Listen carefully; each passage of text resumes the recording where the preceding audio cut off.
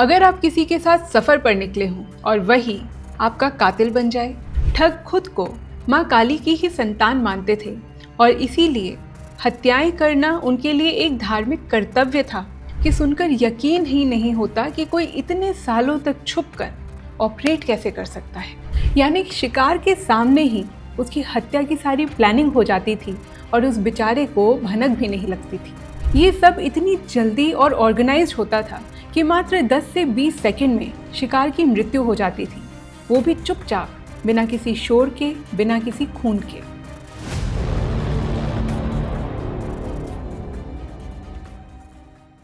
अगर आप किसी के साथ सफ़र पर निकले हों और वही आपका कातिल बन जाए। नमस्ते दोस्तों, आज हम बात करने वाले हैं भारत के एक ऐसे डरावने और रहस्यमयी चैप्टर के बारे में जो आपको कहानी कम किसी फिल्म की चौंका देने वाली स्क्रिप्ट ज़्यादा लगेगी। हम बात कर रहे हैं इंडिया के परफेक्टली ऑर्गेनाइज सीरियल किलर्स के बारे में, ठगों के बारे में जो भगवान के नाम पर मारते थे।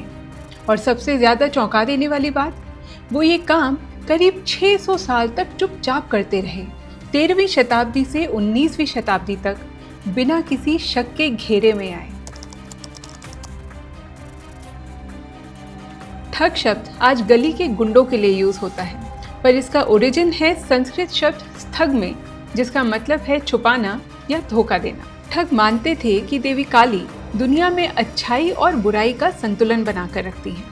अगर उन्हें मानव बलि नहीं मिली तो वो क्रोधित हो जाएंगी और पूरी सृष्टि को नष्ट कर देंगी। ठग खुद को माँ काली की ही संतान मानते थे और इसीलिए हत्याएं करना उनके लिए एक धार्मिक कर्तव्य था, पाप नहीं।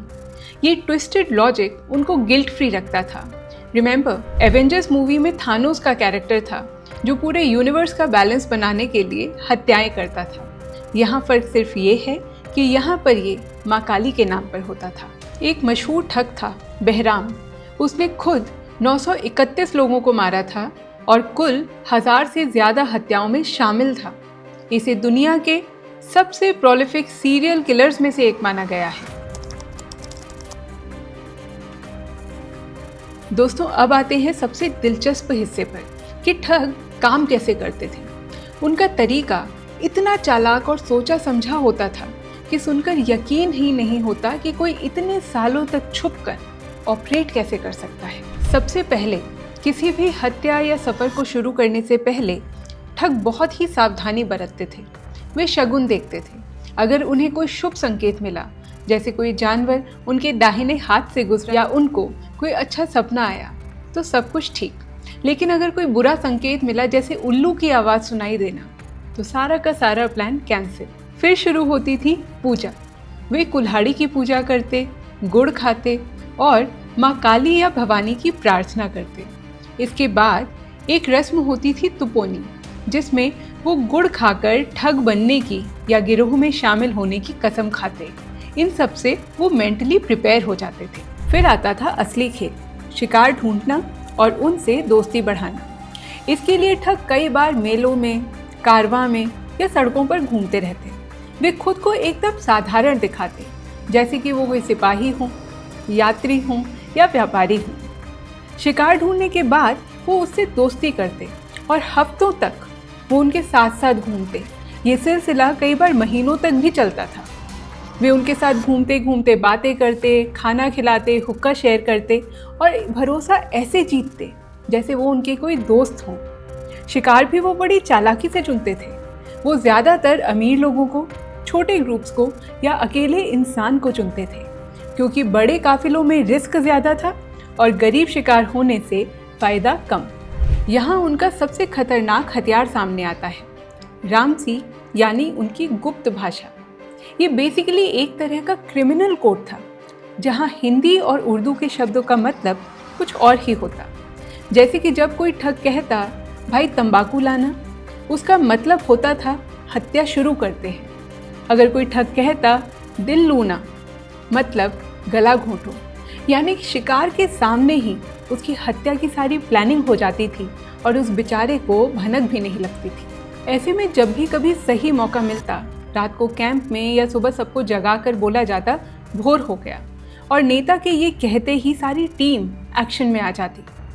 एक ठग रेशमी रुमाल से या रेशमी कपड़े से उसमें गांठ बांधकर या सिक्का बांधकर शिकार का गला दबाता। दूसरा ठग उसकी पीठ दबाता या हाथ पकड़ता और तीसरा ठग उसके पैर पकड़ता।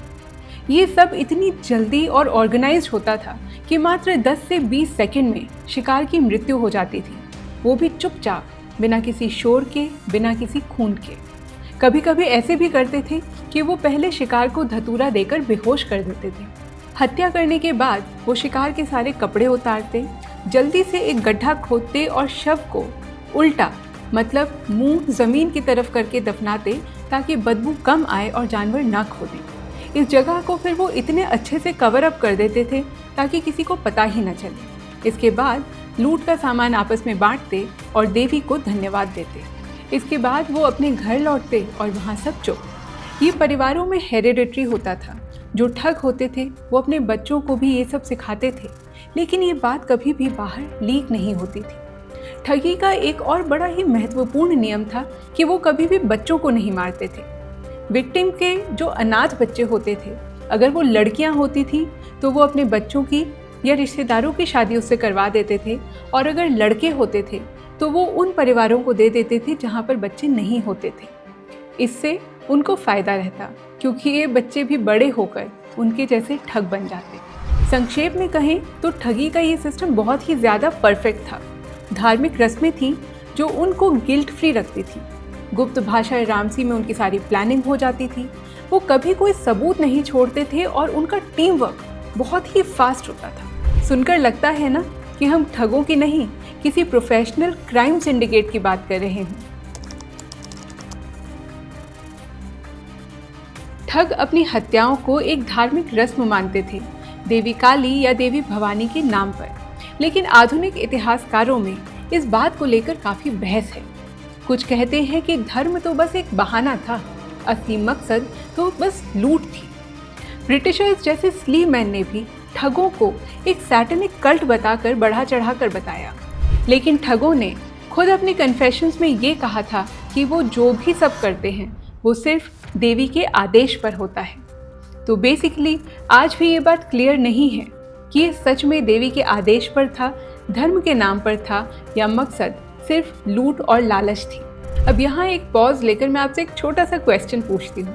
आपको क्या लगता है कि ठगों ने इन 6 सदियों में कितने लोगों को मारा होगा?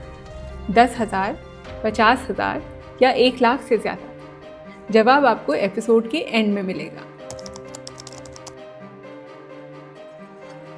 दोस्तों, अब सबसे बड़ा सवाल कि 600 साल तक ठगी का ये सिस्टम कैसे चलता रहा, ये कैसे सस्टेन हुआ? इसके बहुत सारे कारण हैं। पहला कारण ये है कि वो बहुत ही ज़्यादा सीक्रेटली काम करते थे। फटाफट से मारा, शव को उल्टा दफनाया, किसी को पता भी नहीं चला, न खून बहा, न कोई शोर हुआ। दूसरा रीज़न, ये बड़ा ही हेरिडिटरी सिस्टम था। पिता ने बेटे को बचपन से ही ट्रेनिंग दी और कभी भी ये बात बाहर किसी परिवार में लीक नहीं हुई। धार्मिक विश्वास उन्हें बांधे रखता। वो इसे देवी काली की पूजा मानते, उनकी पूजा की रस्में होती, वो शगुन अपशगुन देखते और इससे उनमें अनुशासन रहता। देश में अराजकता ने भी उनकी मदद की। मुगल साम्राज्य टूटने के बाद कई छोटे छोटे राज्य बने। पुलिसिंग मजबूत नहीं थी, सड़कें खतरनाक टूटी फूटी थी और इसलिए वो आसानी से घुल मिल जाते थे। उन्हें कभी भी कोई सिस्टमैटिक विरोध नहीं मिला। मुगल राजा या लोकल राजा कभी कभी रोकते, पर कभी उनके खिलाफ कोई अभियान नहीं चला। कुछ कुछ जमींदार तो उन्हें संरक्षण भी देते। उनकी संख्या कम थी लेकिन सफलता बहुत ज़्यादा थी, क्योंकि वो बहुत ही होशियारी से अमीर या अकेले शिकार चुनते और अपने छोटे छोटे ग्रुप्स में काम करते, जिससे सीक्रेसी भी बनी रहती और इसी कारण पूरे भारत में ठगी का सिस्टम बरकरार रहा। लोकल जमींदार और राजाओं ने भी ठगों का संरक्षण किया और इसके बदले में वो उनसे लूट का हिस्सा लेते और कभी कभी तो ये ठग उनके रखवाले भी बन जाते। ब्रिटिश शुरू में तो चुपचाप रहे, या तो उन्होंने ब्राइब ले ली या फिर बस आंखें मूंद ली। लेकिन बाद में आए विलियम स्लीमैन, जो एक ब्रिटिश सोल्जर और एडमिनिस्ट्रेटर थे। उन्होंने इस मिलीभगत को हाईलाइट किया और फिर ठगी एक्ट को इम्प्लीमेंट किया। विलियम स्लीमैन ने ठगों को पकड़ने के लिए बेसिकली 3 तरीके अपनाए। पहला था अप्रूवर्स।